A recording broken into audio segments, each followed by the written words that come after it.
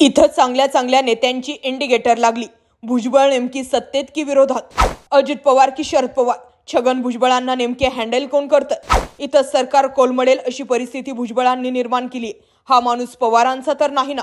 आरक्षण विषय निमित्त ठरतोय. खरे डाव तर शरद पवारांकडून टाकले जातात. नेमकं घडलंय का? लक्षात घ्या, एकनाथ शिंदे यांनी बंडाळी केली तोपर्यंत सगळं काही ठीक होतं.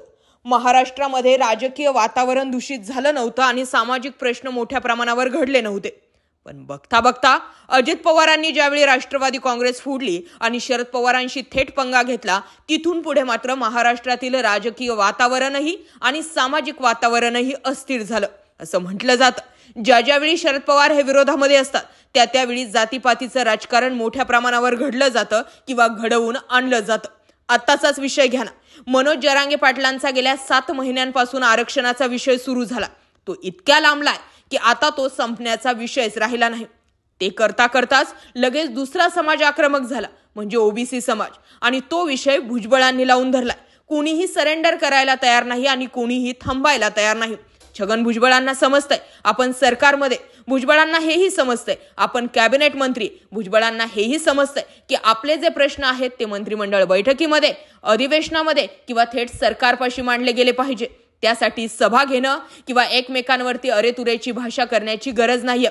तरी सुद्धा भुजबळ जे आहेत ते वातावरण पेटवतं ठेवतात. त्यामुळे डाऊट असा निर्माण होतो की शरद पवार हे खरोखर अजित पवारांचे माणूस आहेत की शरद पवारांचे माणूस आहेत. कारण एकंदरीत बघितलं तर सरकार अडचणीत येईल असेच काहीसे स्टेटमेंट जे आहेत ते गेल्या अनेक दिवसांपासून छगन भुजबळ यांच्याकडून केले जात आहेत.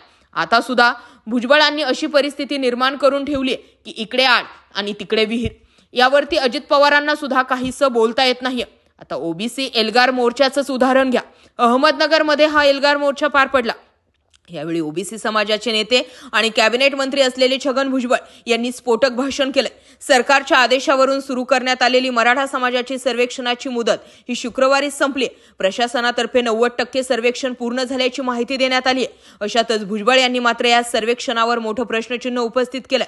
अहमदनगरमध्येच बरेचसे प्रश्न निर्माण केलेले आहेत. सर्वेक्षणामध्ये 180 प्रश्न आहेत. एका घराचे सर्वेक्षण करण्यासाठी 1 ते 1.5 तास लागतो असं असताना एका दिवसामध्ये कर्मचारी 25 ते 50 घरांचं सर्वेक्षण केल्याचं कसं सांगतात, असा प्रश्न भुजबळ यांनी उपस्थित केला. याबाबत पुढे बोलताना भुजबळ यांनी म्हटलंय 180 प्रश्नांपैकी केवळ जात विचारली जाते. बाकीचे प्रश्न कर्मचाऱ्यांकडून कार्यालयातच भरले जातात. बंगला असला तरी झोपडी, शिक्षण असलं तरी मी शिकायला गेलो नाही, गाडी असली तरी काही नाही, अशी सर्व खोटी माहिती भरली जाते, असे गंभीर आरोप भुजबळ यांनी केले. भुजबळ यांनी केलेल्या आरोपांमुळे शिंदे फडणवीस पवार सरकार अडचणीत येणार असल्याचा कयास राजकीय वर्तुळामध्ये बांधला जातोय. कितीही नाही म्हटलं तरी ओबीसी समाजाकडे आणि ओबीसी समाजाच्या टक्केवारीकडे आता कानाडोळा करता येणार नाही. भुजबळ अशाच पद्धतीने जर सरकारचेच गोष्टी ज्या आहेत त्या सरकारमधूनच बाहेर काढू लागले तर मात्र सरकारवरतीच प्रश्नचिन्ह निर्माण होतं. आपल्याच सरकारवरती गंभीर प्रश्न उपस्थित होतात. काही दिवसांपूर्वी भुजबळ सरकार विरोधात घेत असलेल्या भूमिकांवरून संजय गायकवाड यांनी आक्रमक प्रतिक्रिया दिली. भुजबळ यांना कमरेत लाथ घालून मंत्रिमंडळाबाहेर काढा असं गायकवाड यांनी म्हटलंय.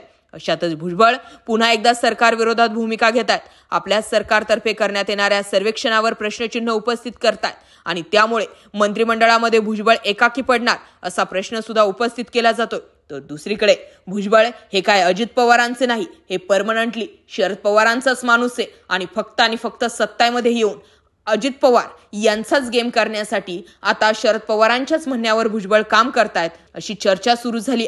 याबाबत तुमचं काय म्हणणं आहे? भुजबळ हे कदाचित शरद पवारांचेच माणूस असावेत का? कमेंट करा. बाकी जय महाराष्ट्र पब्लिक.